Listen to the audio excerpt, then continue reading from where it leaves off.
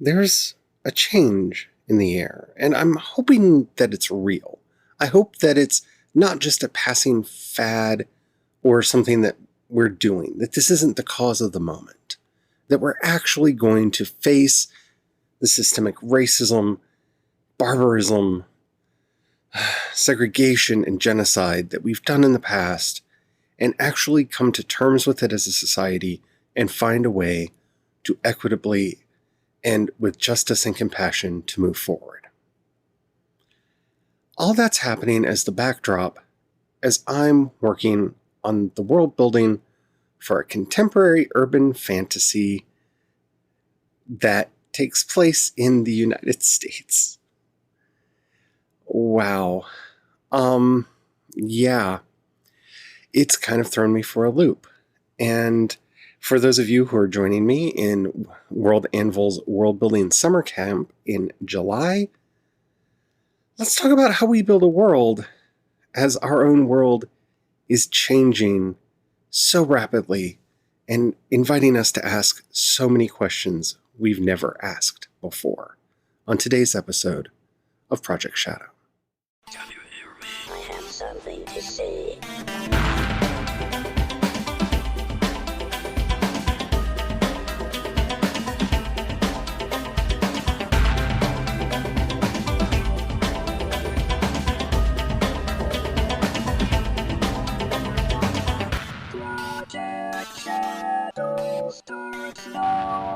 Hello everybody, how are you doing today? My name's Charlie, you might know me better as sci-fi fantasy writer C.E. Dorset, and yeah, this is a lot to take in, especially as I'm in the midst of a world building project to develop a story that's taking place in the United States.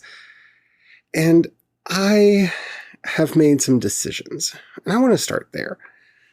I very specifically chose to set the story that I'm working on in the 90s. And I did that for a couple reasons. I didn't want to have to deal with how events like 9/11 would affect the world that I'm writing in, not yet. I also didn't want to have to take into effect everything that came after that, the war on terror and, the pandemic and everything that's going on right now. There's enough that I want to get done establishing a parallel magical world that exists alongside ours, that taking all of the time and energy to do that, it felt like overkill. It felt like it was too much.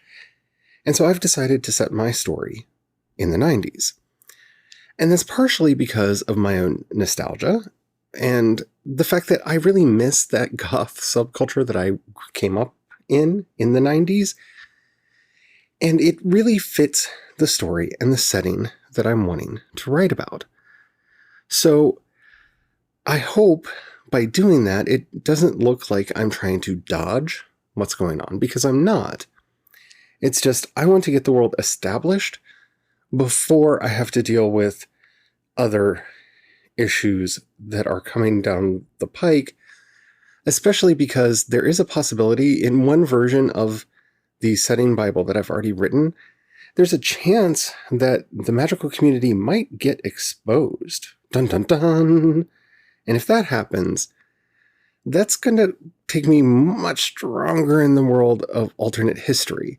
So, yeah, I've made my decision. I'm ready to do this. The story is set in the 90s.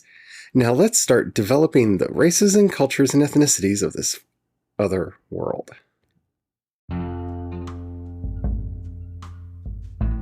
So as we are developing our ethnicities, races, and cultures and the strife between them for our fictional worlds, we need to realize a couple things, especially people like me. I am generally classified as white. I identify as Irish because that is where my family, a large portion of my family, is originally from. And so I don't have a right to appropriate anger that doesn't belong to me. I don't have a right to take on the anger of an oppressed minority that I do not belong to, which is one of the reasons why my stories deal a lot more with LGBTQ subjects than racial subjects. But that's something I can't avoid in this story for two reasons. It takes place in the United States, and there are various different magical races and ethnicities that do have conflicts. So the first thing I have to do is remember to write from a confessional place and not to take on the anger and outrage of other people's stories. That's not mine to tell. But at the same time, I cannot ignore those outrages. But I have to approach them honestly from the place that I'm coming from the voice that I have, and from the perspective that I have to offer. Writing allows me to put myself into the mind of someone else, but it does not give me the right to take stories and anger from others.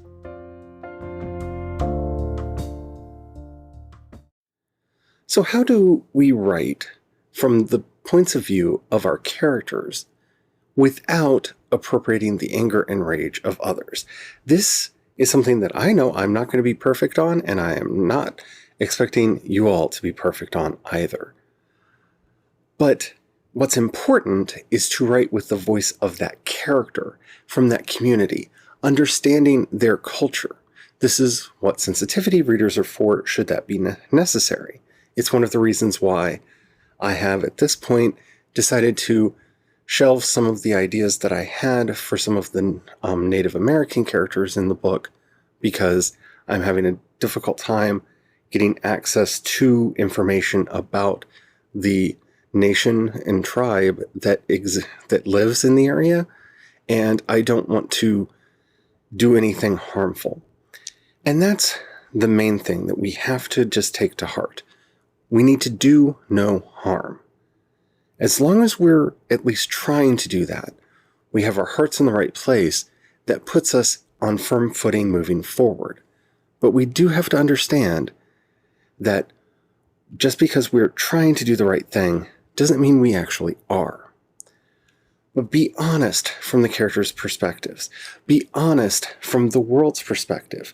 And do your best to write characters that have a life of their own, that feel honest and aren't just there either as a token character or as a mouthpiece for a political or personal or ideological perspective that you feel should be represented in the story. If we're just tokenizing people, oh, that's patronizing, and we should not ever allow ourselves to do that. Try to be honest, open, and let your characters speak for themselves.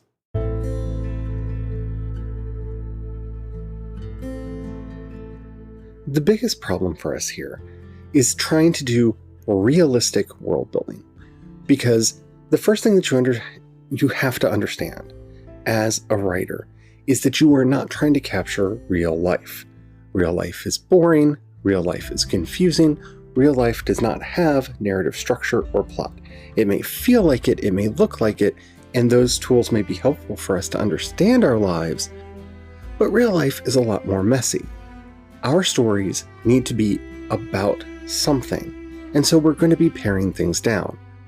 When we're doing that, yes, we're trying to create a simulacrum of reality. We're trying to make people feel that these characters, these settings, these events are happening. But at the same time, we have to acknowledge that they are fictitious, they are heightened, and they are hyper-specific to the story that we're telling. If you're telling a story where you're just inserting a message to sound good, and it has absolutely nothing to do with the theme or the plot of the story that you're working on, step back.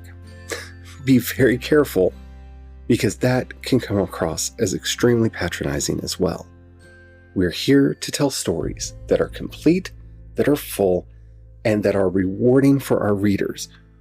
We're not here to change the world. We're not here to change minds. We might have that effect, but we can never know that until the product actually comes out, until the project is finished. So be open, be honest, be focused on what you're doing, but remember, You're not trying to replicate reality. You're trying to construct a good narrative and a good narrative world. And those are two very different things. One of the best ways to keep ourselves on track is to make sure we are not accidentally including racist, sexist, or homophobic tropes into our world building. This can happen really easily when we're not paying attention. And sometimes, if we're even extremely well-intentioned, we can come up with what we feel is a good analogy that either in hindsight or even at the time doesn't work. A good example of this is a Star Trek episode where they conflate someone's gender identity with a relationship's sexuality. And those are extremely different things. And by trying to analogize this thing that you want to talk about so it can be acceptable for an audience that may not have been willing to approach that topic, you actually muddied the water and made it not as clear. So my simple advice would be try not to analogize, because analogies very often break down and rely on everyone seeing the elements of those analogies in the same way that you do or that you intended. And intent of an author does not change the impact that it has on readers. A reader may read your well-intentioned allegory or analogy as something that is harmful, hurtful, or biased. And we have to be careful about that. Again, we need to construct characters, worlds, settings, and stories that live for themselves and on their own without having to be too overly heavy-handed in constructing meaning for our readers.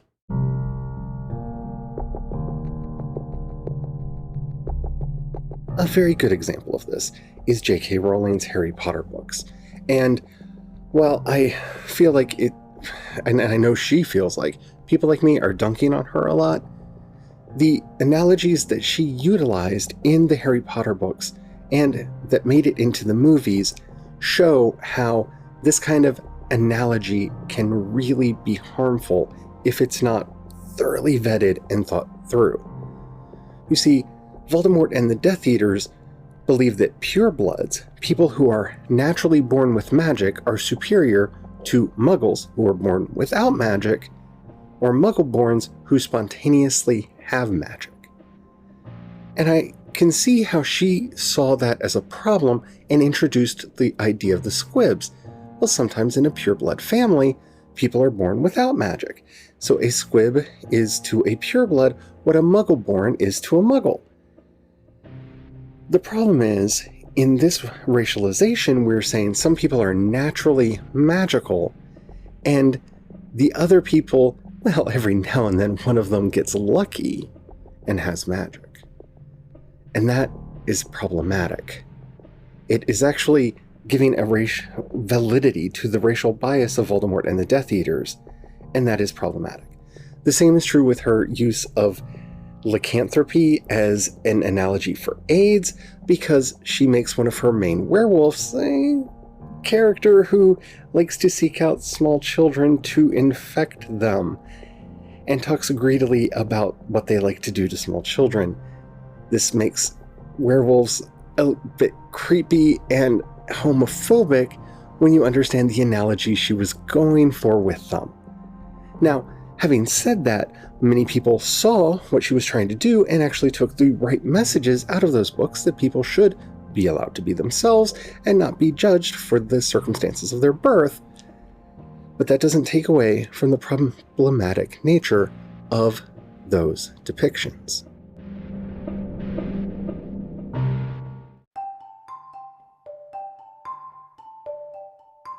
So what are we to do? My solution to this is a very simple maxim that I wish I could remember where I got it from. I've actually looked this quote up on a couple occasions, and I found it attributed to several different people. If you know who it is, please let me know. But seek perfection, knowing that you're never going to find it. That's what we have to do.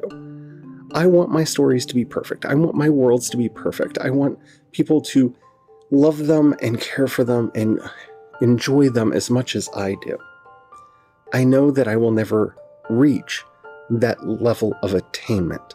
I will never have ideal perfection because I'm human and I exist in time. Perfection belongs to the gods, not to us mere mortals. But just because it is something that I can never attain does not mean that it isn't something I should strive for. I want my stories to mean something for people. I want them to be a good escape from their regular lives. I want them to be fun, enjoyable, and everything that they are to me. As long as I stay focused on that goal and do everything in my power to make it come about, then I have done a good job. I also need to listen to criticism and take it in for what it is, and not feel that I am being attacked because I got something wrong, even when I am being attacked for something I got wrong. Errors happen. We have to accept.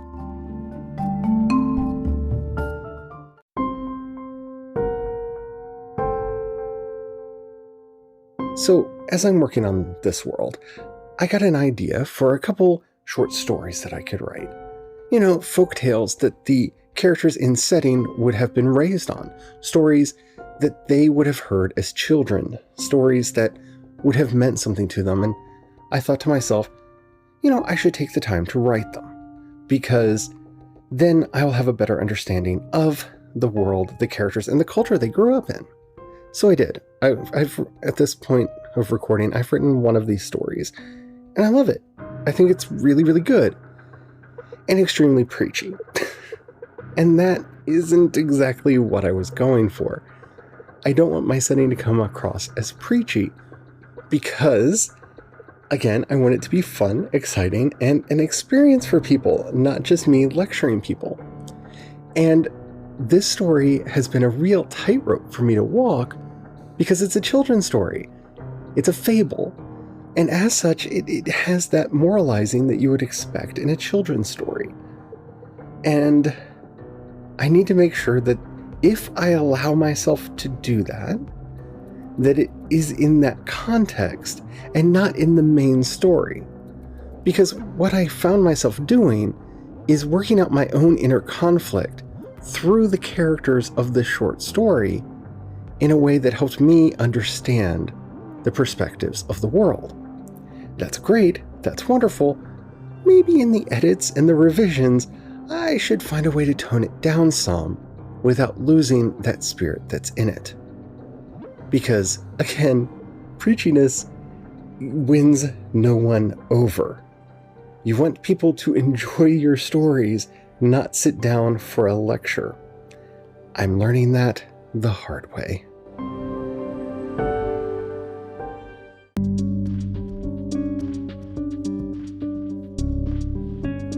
At the same time, I have to be very careful because, like every other writer, I have an inner critic, a little voice in the back of my head that says, "Oh, you're wrong. You're so wrong.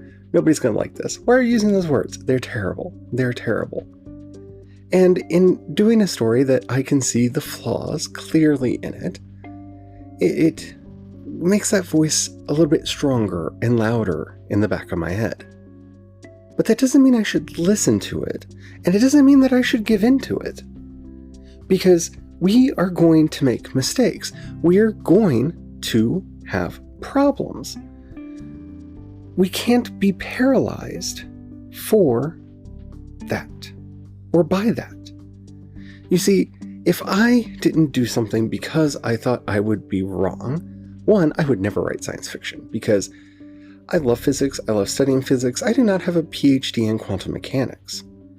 And I don't need one to write science fiction. Yes, I know from experience that people will read my science fiction and come back at me with this theory and that theory and this math and that math at how I'm wrong. And that's fine. I can either learn and adapt or just go, It's an alternate dimension that works a little bit differently because it's fiction and I'm allowed to do that. Risk being wrong for good reasons. Don't risk being wrong for the sake of being wrong. Look, if you're telling a good story, if you have compassion in your heart, if you're doing everything in your power to do no harm, move forward. Don't be afraid of making mistakes. Don't. That will only hold you back and accomplish nothing. The more voices we have, the better we are, the more enriched we are as a society. Don't silence yourself. Others will try to do that for you. And don't be afraid to say my favorite refrain. I say it all the time. I do. I don't know everything. I don't. You don't. None of us do. I'm going to make mistakes. You're going to make mistakes. I don't have the answers. And that, in and of itself, was the most liberating thing that went through my head as I'm working on this. Because I'm working on a story where concord is paramount to the magic. So they have to get along to get along. But there's still strife there. So how do I balance that?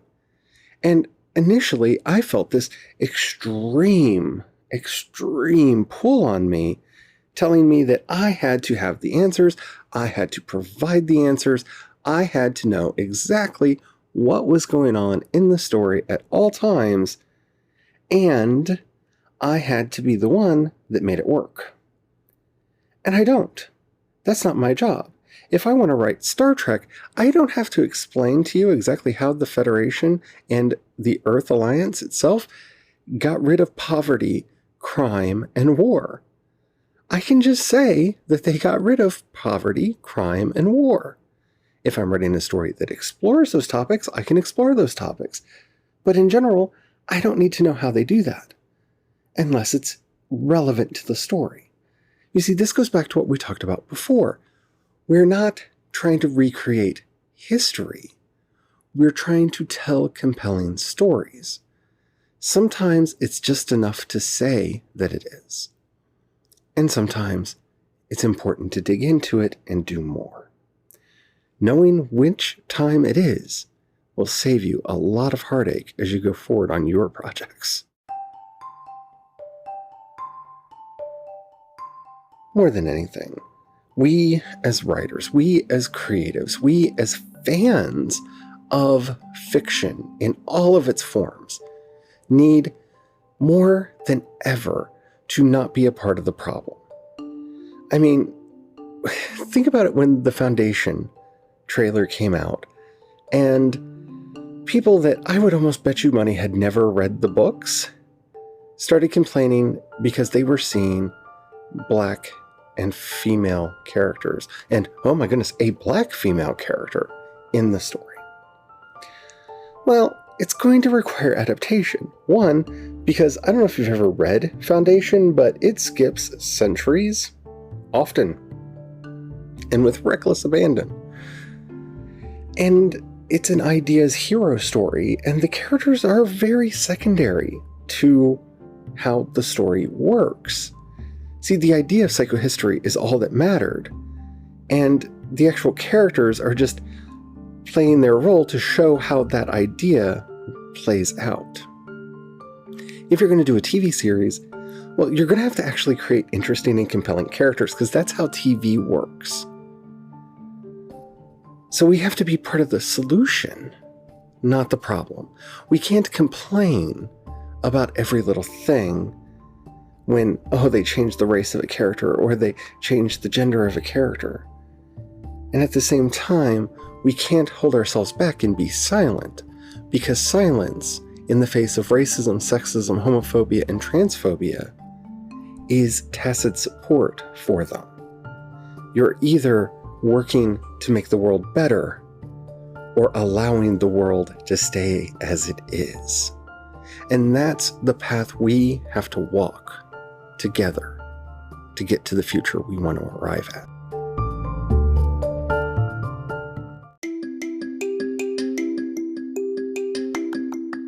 So write your story. Write your story. Write with your voice. Write with your abandon. Write what you want to write. Because that, more than anything, is what we need right now. That, more than anything, is the salve that will save us. Because for too long, too many of our voices have been silenced. Too many of our voices have been pushed to the background and kept from being heard. Write honestly from your heart. And I can hear what you're saying now. But what if that person's heart is racist or sexist? Well, then, one, it's good to know that about them so that we can take that into effect when we decide whether or not to support their work in the future. So even then, it can be of value to all of us. But I think the real answer here is realizing that we're probably all racist, sexist, and homophobic, or heterophobic, or transphobic in some way, shape, or form. I know a lot of my transition has been about learning about my own internalized misogyny that told me that I couldn't be femme because I'm not pretty enough or skinny enough. That's my own internalized misogyny speaking. These are things that we have to overcome as people, and it's the great task of our lives to make ourselves better in every way that we possibly can, not just financially. So, yeah, if you find yourself wanting to be better, be better. Write your story with your voice, because we need to hear you right now.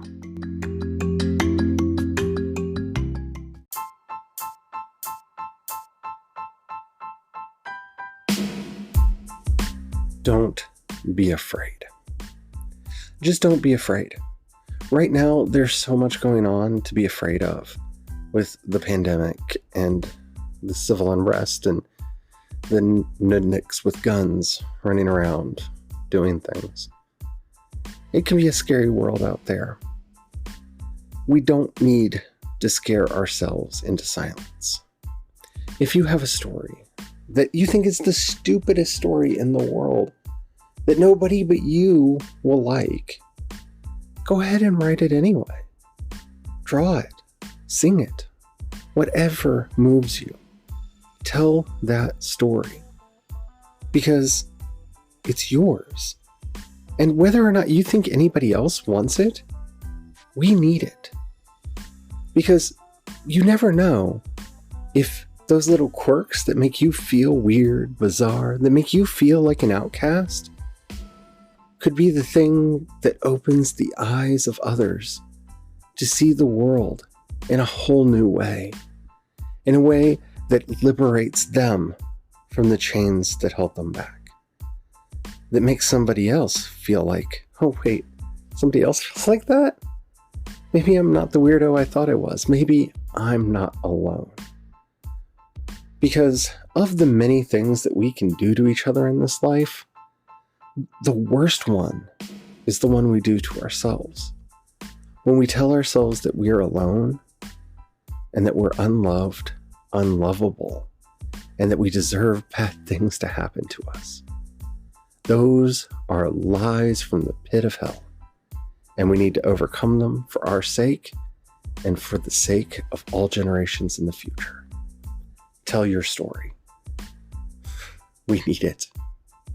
That's what I'm going to be doing for the month of July. So thank you for listening.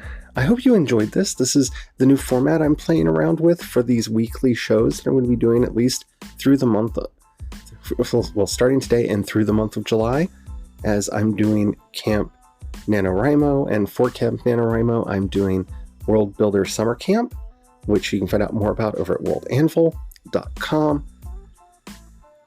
I'm playing around with format, and I would like to know what you think. And down in the show notes, you'll find a link to the voice message system. Keep it short, keep it clean, but let me know any feedback, any topics you'd like to hear discussed in the show, any questions, any comments at all. I would love to hear from you. You can also hit me up on social media. I'm C. Dorset on both Twitter and Instagram. And you can find links to everything that I do, including the world that I'm building, over at projectshadow.com. There are also links in the show notes. I'm building up Dragons at Night right now and having a blast doing it. If you've got a buck you can pass my way, thank you very much. Down in the show notes, you'll find a link to to 3 things now, to listener support, to my Patreon, and to my Ko-fi account. Thank you to everybody who has helped me out over the years. It means the world to me, and I hope that I've given you something of value in return. If you don't have any money right now, or you don't feel like giving, that's perfectly all right. But if you know of anybody you think would like anything that I do, please share it with them. That helps me out more than you know. Alrighty, I'm really nervous about this because this is the first time on this new format, and I hope you like it. Until next time, which will be a week, remember, from now, stay well, stay safe, and don't forget to have the fun. Bye.